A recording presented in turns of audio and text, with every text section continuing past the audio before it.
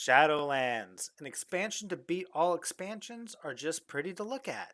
Hello there, this is your boy LittleHooah from the CritForce 1 YouTube team, reviewing World of Warcraft's newest expansion, Shadowlands. Before we start though, I just want to inform the masses that we have a lot of new content coming out, so make sure to subscribe and click that notification bell. Now, on to the review. Although these things did release prior to Shadowlands releasing, I would like to give a quick review on the new character customizations, the level squish, and the new starting area. As someone who spends far too much time in character creation, I was so happy with the new additions they implemented. There are more hairstyles, eye colors, faces, and many additional miscellaneous customizations. While I was sad to see that the allied races had gone untouched, I wasn't heartbroken. It gave me a reason to come back to some of the base races that I'd been neglecting, due to their still character creation. Now, as far as the level squish goes, I gotta admit I was kind of skeptical about it, as I'm sure many of you were. After leveling a new character, though, I realized just how much I liked it. Before, when leveling a new character, not only did it seem to take forever, but I also never managed to play through a whole expansion area before it was time to move on to a new one. Now, if I want to level up questing, I can choose what area I want to level in, and it's not impossible to complete the story by the time I'm high enough level for Shadowlands content.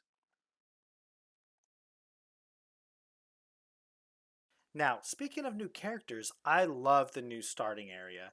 It's very informative to new players, and if you don't want to deal with the tutorial tips, all you have to do is turn them off in your settings.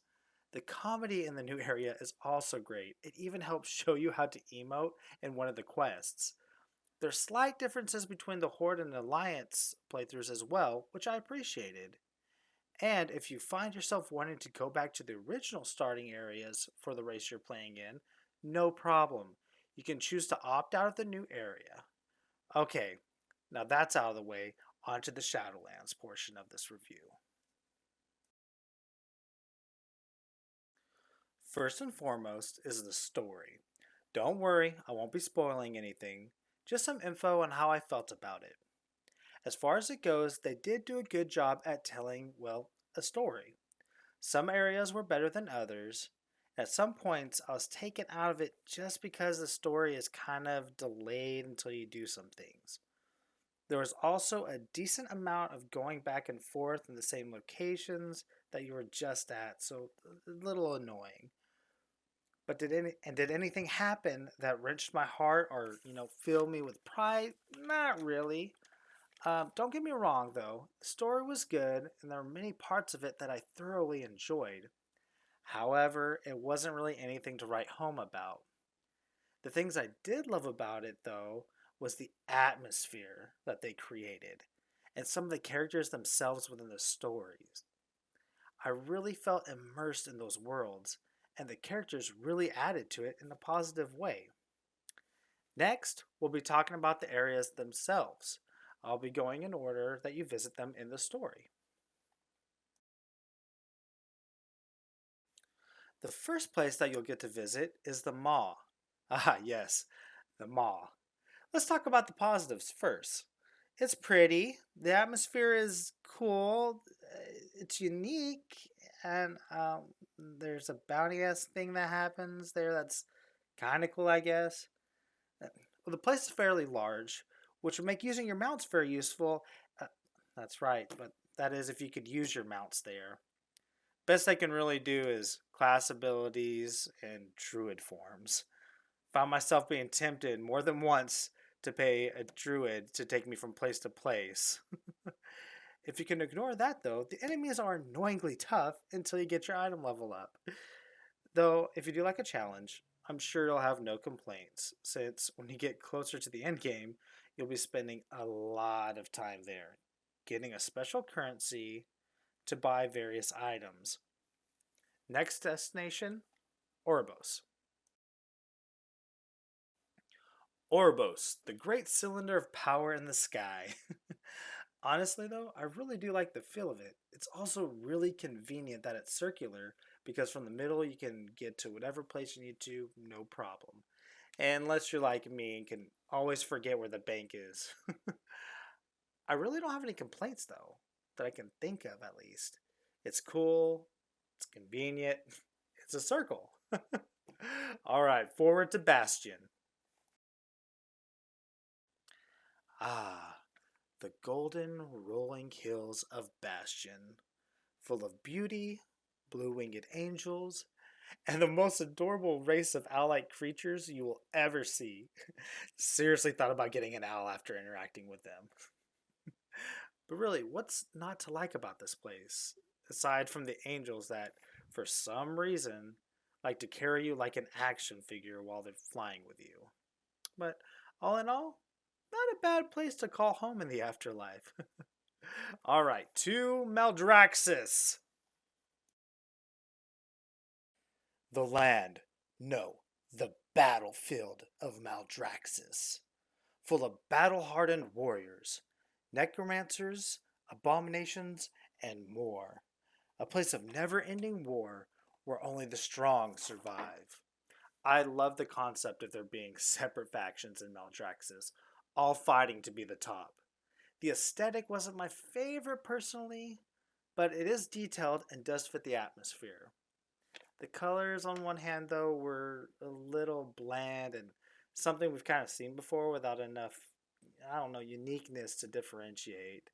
But that's just my feelings on it, though. I'm sure there are plenty of people that really enjoy it. I will say, I did see something recently about a special weapon you can get under certain conditions that I found very interesting. But for now, onto the wilds of Ardenwald.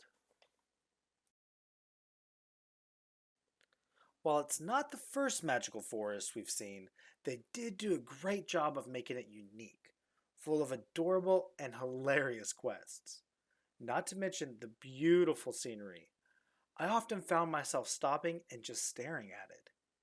If you're a lover of fantasy and especially enchanted forests, you'll easily fall in love.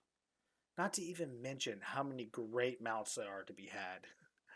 Ardenwald was definitely one of my personal favorites to visit.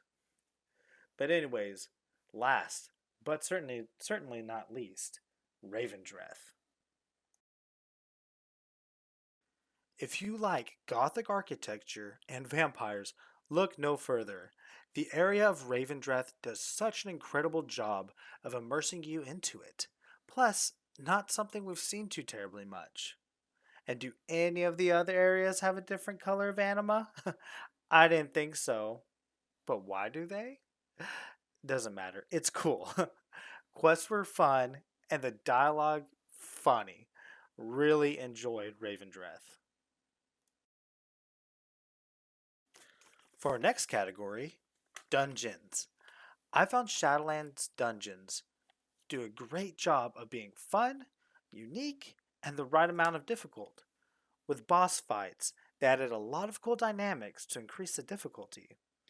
This can cause it to be a little frustrating when other players don't understand the mechanics of the fight, but after a little explaining, I found that most players catch on fairly quick. It's also always nice to have new dungeons to do as well.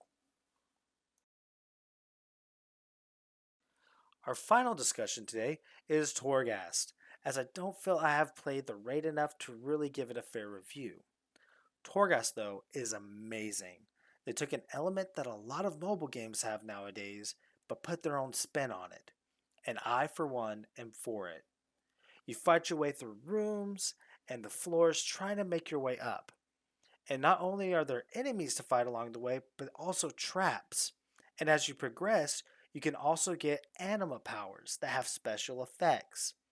Some affect stats, some affect your abilities, and so on.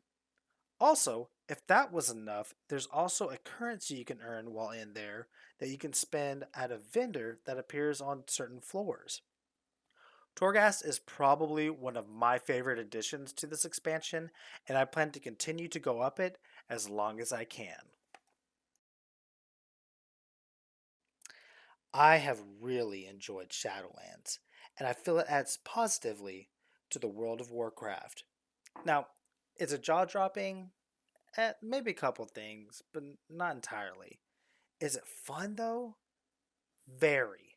Aside from a handful of things or moments while I was playing, I've had a blast and will continue to play it for a long time to come. And for that reason, I'm going to give Shadowlands expansion to the World of Warcraft an 8 out of 10. Not perfect, but still really fun and many, many hours of playtime to be had. I'd say it's definitely worth the purchase, and I urge you not to sleep on it. Well, that concludes today's review of Shadowlands. If you found this useful, please don't hesitate to leave a like. Comment below if you agree, disagree, or just want to share your thoughts.